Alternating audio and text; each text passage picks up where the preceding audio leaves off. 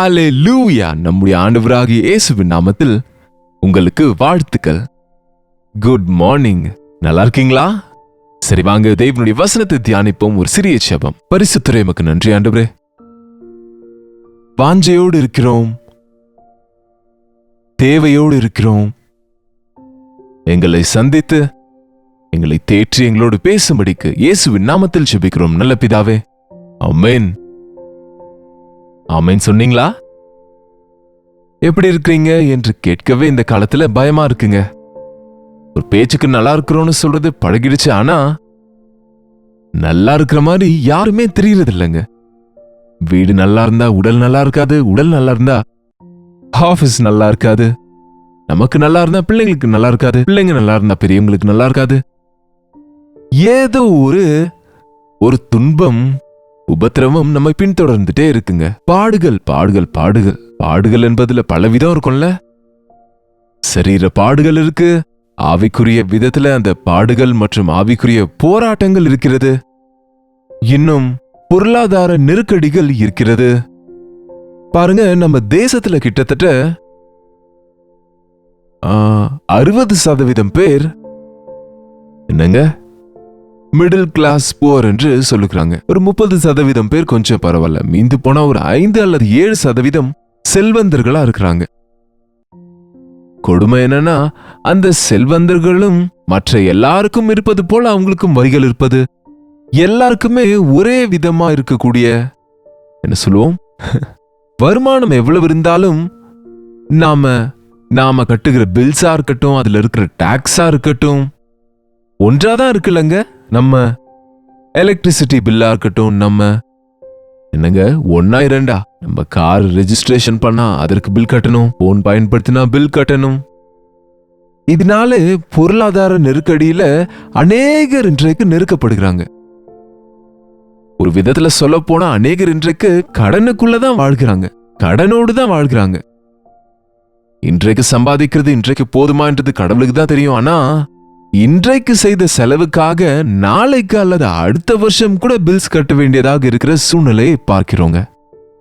S, பொருளாதார நெருக்கடியில் இருக்கிறவங்க எத்தனையோ பேர் இருக்கிறாங்க. மற்றும் இன்றைக்கு ஆரோக்கிய பிரச்சனைகளை பார்த்தால் யாருக்கும் முழுமையான ஆரோக்கியம் இருப்பதாக தெரியறதில்ல. ஏதோ ஒரு பலவீனம் ஒவ்வொருவரையும் பிடித்து கொண்டிருக்கு. பெரியவங்களுக்கு, சிறியவங்களுக்கு, பிள்ளைங்களுக்கு கூட எவ்வளவு பயங்கரமான உடல்நல குறைவுகள். அவங்கள ஹாஸ்பிட்டல் கொண்டு போனா லட்சமா பில்ஸ் ஆகிறதை பார்க்கிறோம். ஒரு 40-50 வயது தாண்டினா பாருங்க, சரீரத்துல விதவிதமான செக்கப்ஸ், விதவிதமான வியாதிகளால மனுஷங்க கஷ்டப்படுகிறாங்க. அப்போ இவ்வளவு உபத்திரவங்கள் நிறைந்த இந்த உலகத்துல உங்களுக்கு உபத்திரவம் உண்டு என்று ஆண்டவர் சொன்னாரு. இந்த உலகமே உபத்திரவ உலகம். இன்றைக்கு உபத்திரவம் தீர்ந்துருச்சுன்னு நாளைக்கு வராது என்று நினைக்க முடியாது. ஆனால் உபத்திரவத்திலே நான் அவனுக்கு துணையா இருப்பேன் என்ற ஆண்டவருடைய வார்த்தையை நம்ம நினைவு கூர்ந்தா, நம்ம விசுவாசித்தா, நம்ம உபத்திரவத்திலே நாம ஆவிக்குரிய விதத்துல பலப்படுவோம். உபத்திரவங்கள் நாம அற்புதங்களை பார்க்க உதவி செய்யும். எங்கே ஒரு தேவை இருக்கோ அங்க அற்புதம் நடப்பதை நம்ம வேதத்துல பார்க்கிறோம். உங்க வாழ்க்கையில அற்புதங்கள் வேண்டுமென்றால் அங்க தேவைகள், குறைவுகள் இருக்கதான் செய்யணும். நீங்க சிறந்தவர்களாக,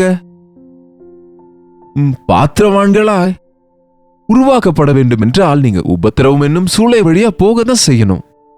எஸ், பாடுகளை தெரிந்து கொள்வது நியாயம். பாடுகளை தப்பிக்க குறுக்கு வழிகளில் சென்று பொய்களை சொல்லி மோசங்கள் செய்து அல்லது இன்னும் ஏதோ ஒரு விதத்துல தப்பிக்கலாம் நினைக்கிறவங்க இன்னும் அதிக பாடுகள்ல விழுகிறாங்க. ஒரு பாடுல இருந்து தப்பிச்சாலும் அக்கினி அவியாத புழு சாகாத அந்த பயங்கரமான அந்த நரகத்துல பாடுபட வேண்டியது இருக்கும். அந்த பணக்காரனோடு தகப்பனாகிய ஆபிரகாம் சொன்னாரு, இந்த உலகத்துல இருந்த போது நீ சுகமா இருந்தாய், இந்த லாசரு உபத்திரவப்பட்டான், பட் இப்பொழுது அவன் இங்கே சுகப்படுகிறான், நீ அங்கே பாடுபடுகிறாய், வேதனைப்படுகிறாய். அப்ப பாடுகள் இருக்கும்னா ஆண்டவர் நம்புவது எதுக்குன்னு கேக்குறீங்களா? உங்களுக்கு பாடுகளில் ஆண்டவர் துணையா இருக்கிறார் என்பதை மறக்காதீங்க.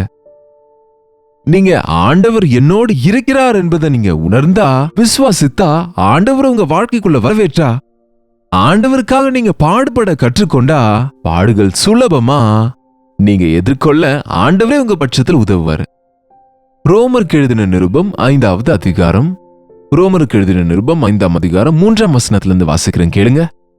அது மாத்திரமல்ல, உபத்திரவம் பொறுமையையும், பொறுமை பரீட்சையையும், பரீட்சை நம்பிக்கையும் உண்டாக்குகிறது என்று நாங்கள் அறிந்து உபத்திரவங்களிலேயும் மேன்மை பாராட்டுகிறோம். உபத்திரவங்களிலேயும் மேன்மை பாராட்டுகிறோம். ஏனென்றால் உபத்திரவம் நமக்கு பொறுமையை கற்றுக் கொடுக்குது. பொறுமை வேண்டும் என்றால் உபத்திரம் வழியா போகணும். உபத்திரவம் இருக்கும்போது இந்த உபத்திரவத்திலிருந்து ஆண்டவர் என்னை விடுவிப்பார் என்று பொறுமையா காத்திருக்கணும். இன்றைக்கு மனுஷங்களுக்கு பொறுமை இல்லைங்க. காத்திருக்க முடியாது, பொறுத்து கொள்ள மாட்டாங்க, சகிக்க மாட்டாங்க, நிக்க மாட்டாங்க. எல்லாம் நினைக்கும் போதே நடக்கணும், இன்ஸ்டன்டா நடக்கணும் என்று அனாவசியமான உபத்திரவங்களை படுறாங்க.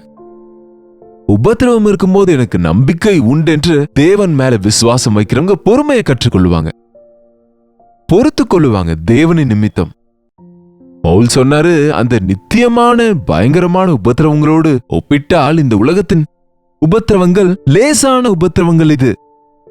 இது தற்காலிகமான உபத்திரவங்கள், கொஞ்சம் காலம்தான். அற்பமான பாடுகள், லேசான உபத்திரவங்கள். என்றைக்கும் அக்கினின் கடலிலே இரவும் பகலும் வேதனைப்படுகிற அந்த உபத்திரவம் தப்பித்துக் கொள்ள, கிறிஸ்துவின் நிமித்தம் மனசாட்சியை காத்துக்கொள்ள நாம இந்த உலகத்துல இந்த லேசான உபத்திரவங்களை சுமப்பதற்கு பொறுத்துக்கொள்ள நம்ம கற்றுக்கொள்ளும் போது அந்த பொறுமை நம்மை தேறினவர்களா செய்யும். பாருங்க, உபத்திரவம் பொறுமையையும், பொறுமை பரீட்சையும். பொறுமை என்ன செய்துங்க? அது ஒரு பரீட்சை, நமக்கு ஒரு டெஸ்ட். என்னங்க, பரீட்சை எழுதுறவங்களை பாருங்க, அந்த பரீட்சை முடிகிற வரைக்கும் இன்னொரு 3 நாள் பரீட்சைகள் இருக்கு, அப்பா என்று பொறுத்து கொள்ளுவாங்க. பாருங்க, தூங்காம படித்துக் கொண்டிருப்பாங்க, கஷ்டப்பட்டு படிப்பாங்க. அந்த பரீட்சையில பாஸ் ஆக வேண்டும் என்ற ஆசையோடு ஆயத்தப்பட்டு கொண்டு இருப்பாங்க. அதுபோல நமக்கு ஒரு பரீட்சை வைத்தார் ஆண்டவர். நம்ம விசுவாசம் எவ்வளவு, நம்முடைய தியாகம் எவ்வளவு, நம்ம பக்தி எவ்வளவு அப்படின்னு எப்படி தெரியுங்க? உபத்திரவம் வந்தாதான் தெரியும் உங்க விசுவாசம் எவ்வளவு இருக்கு. உங்களுக்கு எல்லாம் இருக்கும்போது விசுவாசத்தோட என்ன வேலை இருக்கு? உங்களுக்கு குறைவு வரும்போதுதான் நீங்க எப்படிப்பட்ட விசுவாசம் பயன்படுத்துறீங்க என்பது நிரூபிக்கப்படும். அதனாலதான் தேவன் நமக்கு குறைகளை கொடுக்கிறார். அந்த குறைவில விசுவாசம் வைத்து தேவன் செய்கிற அற்புதங்களை பார்க்கணும். உபத்திரவங்கள் நமக்கு பரீட்சையை கொடுக்கிறது. அந்த பரீட்சையில் நிற்க வேண்டும் என்றால் பொறுத்து கொண்டு நாம தேவன் கற்றுக் கொடுக்கும் பாடங்களை கற்றுக்கொண்டு சோதனையை ஜெயிக்கிறவன் பாக்கியவான் என்று ஆண்டவர் சொன்னது போல நம்ம சோதனைகளை ஜெயிக்கும் பொழுது நமக்கு ஜீவ கிரீடம் தருவேன் என்றார். என்னுடைய ஓட்டத்தை முடித்தேன், என்னுடைய போராட்டத்தை முடித்தேன், எனக்காக ஜீவ கிரீடம் ஆயத்தமா இருக்கிறது என்று பவுல் சொன்னது போல கொஞ்ச காலம் இந்த உலகத்தில் இருக்க நம்முடைய வாழ்க்கையில உண்டாகிற உபத்திரவத்திலே கலங்கி நடுங்கி போகாமல் அவைகளை இந்த தற்காலிகமான நிவாரணங்களோடு உபத்திரவங்களை அவாய்ட் செய்ய தப்பித்துக் கொள்ள முயற்சிக்காமல் அந்த பாடுகளில் ஆண்டவரை சார்ந்து கொள்ள கற்றுக்கொண்டா, ஆண்டவரை வேண்டிக் கொண்டு ஆண்டவர் மேல விசுவாசம் வைத்து இந்த உபத்திரவத்திலிருந்து ஆண்டவர் விடுவிப்பார் என்று நம்பினால் உங்க வாழ்க்கையில் அற்புதங்கள் நடக்கும். உபத்திரவம் பொறுமையையும், பொறுமை பரீட்சையும், பரீட்சை நம்பிக்கையையும் உண்டாக்கும். பரீட்சை நமக்கு ஒரு பெரிய நம்பிக்கையை கொடுக்கும். எனக்கு ஒரு ஜீவ கிரீடத்தை தேவன் ஆயத்தப்படுத்துகிறாரு. எனக்காக தேவன் தம்முடைய ராஜ்யத்தை எனக்காக ஆயத்தப்படுத்துகிறார்.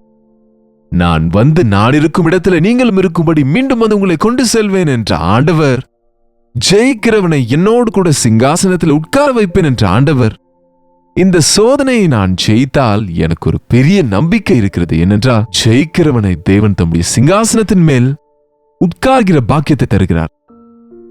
நிச்சயமா நம்ம ஒரு விஷயத்துல ஜெயிக்க வேண்டும் என்றால் பொறுத்து கொண்டு பாருங்க. ஒரு விளையாட்டு வீரன் எவ்வளவு கஷ்டப்பட்டு ட்ரைனிங் எடுப்பாங்களோ, அந்த 15 மினிட்ஸோ அந்த 1 ஹவரோ அல்லது ஒரு ½ அன் ஹவரோ அன்றைக்கு இருக்கிற அந்த ஃபைட்டுக்காக இரவும் பகலும் தங்களை கண்ட்ரோல் பண்ணிக்கொள்வாங்க. அவங்க டயட் கண்ட்ரோல் பண்ணுவாங்க, அவங்களுடைய வெயிட் கண்ட்ரோல் செய்வாங்க, அவங்க எக்ஸசைஸ் பண்ணுவாங்க, வேர்வை சிந்துவாங்க, பாக்ஸிங் பண்ணுவாங்க, அடித்துக்கொண்டே இருப்பாங்க, ஓடிக்கொண்டே இருப்பாங்க, சிட்டப்ஸ் எடுத்துட்டே இருப்பாங்க. அது போல எதுக்காக? எனக்கு இந்த பரீட்சையிலே நான் ஜெயிக்க வேண்டும், நான் தங்க பதக்கத்தை பெறணும், நான் நல்ல மெரிட்டை வாங்கணும், நல்ல ஒரு வெற்றியை பெறணும் என்று வாஞ்சையோடு கஷ்டத்தை எண்ணாமல், நஷ்டங்களை எண்ணாமல், நல்ல விருந்துகளை செய்யாமல், நிம்மதியா தூங்காமல், அவங்க நினைக்கிறதெல்லாம் செய்து கொண்டு உட்காராமல், நோக்கத்தோடு தன்னுடைய வேலையின் மேல அவங்களுடைய விளையாட்டின் மேல மனசு வைக்கிறாங்க. நாம கூட அப்படிதான் தேவன் மேல நம்ம மனது வைத்து, தேவன் நமக்காக ஆயத்தப்படுத்தின ராஜ்யத்தின் மேல மனசு வைத்த இந்த உலகத்தில் அவருடைய ராஜ்யத்தின் மகனாக வேண்டும், அவருக்கு பிரியமானவனா நான் மாற வேண்டும் என்ற ஆசை இருந்தா, ஒவ்வொரு உபத்திரவத்திலும் ஒரு பாடத்தை கற்றுக் கொடுப்பார் ஆண்டவர். ஒவ்வொரு உபத்திரவத்தையும் நம்ம பொறுக்கும் பொழுது பொறுமையும் துரோக காரியங்கள் நடக்காமல் காத்துக்கொள்ளும் என்று வேதம் சொல்கிறது.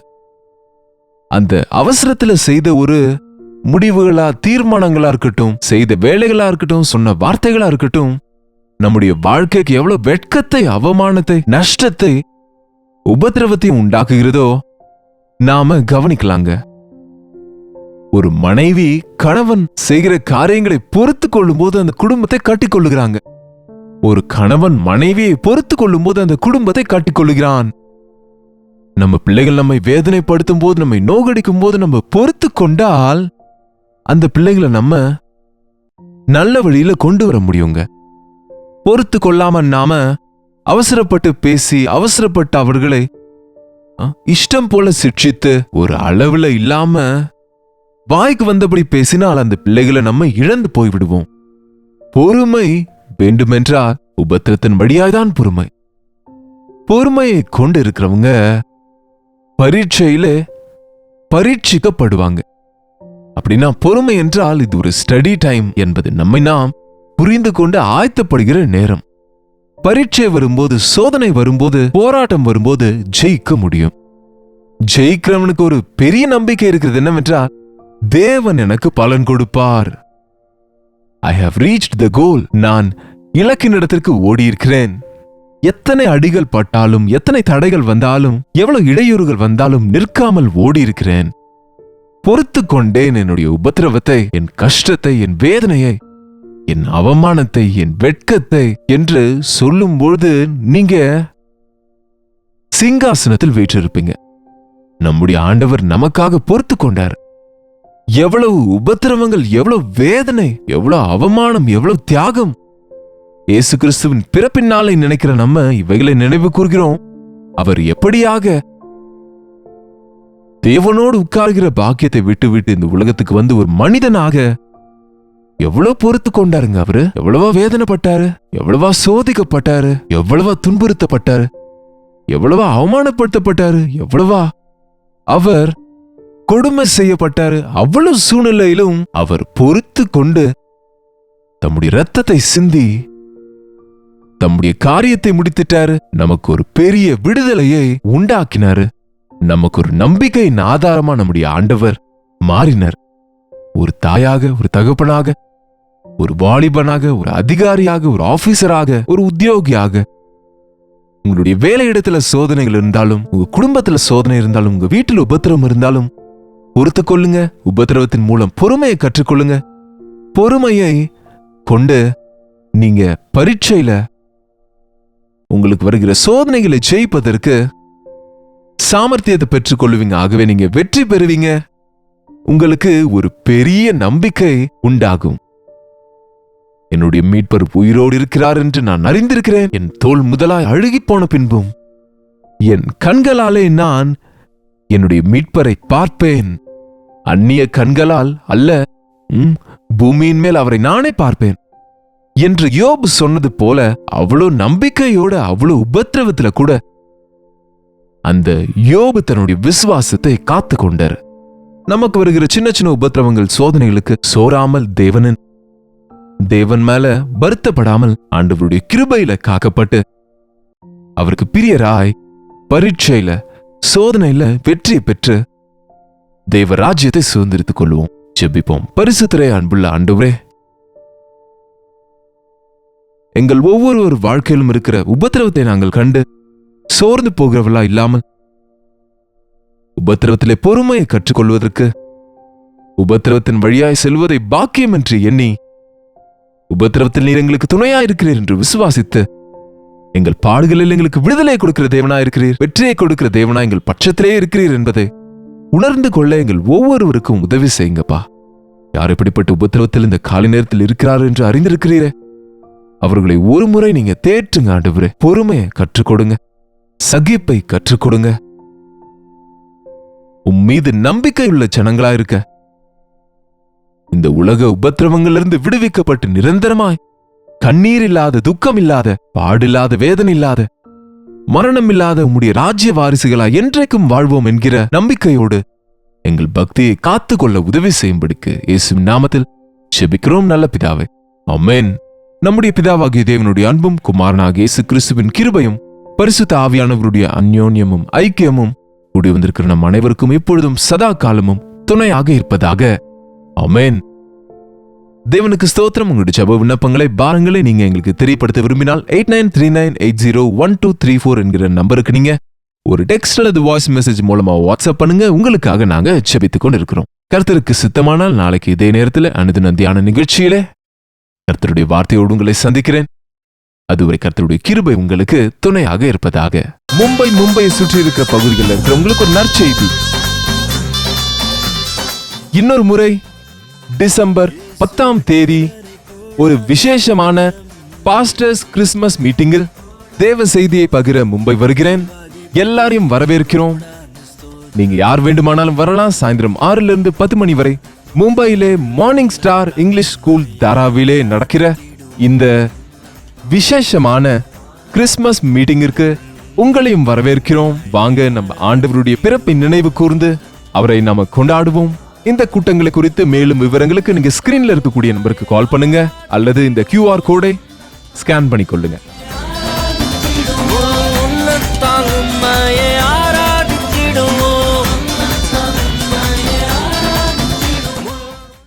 மும்பையை சுற்றி இருக்கிறவங்களுக்கு ஒரு நற்செய்தி. உங்களை நேரடியாக பார்க்க வேண்டும் என்று, உங்களுக்காக ஜெபிக்க வேண்டும் என்று இன்னொரு முறை மும்பையிலே ஒன் டே கெட் டுகெதரை இந்த டிசம்பர் 11 ஏற்பாடு செய்கிறோம். தவறாம நீங்க வாங்க.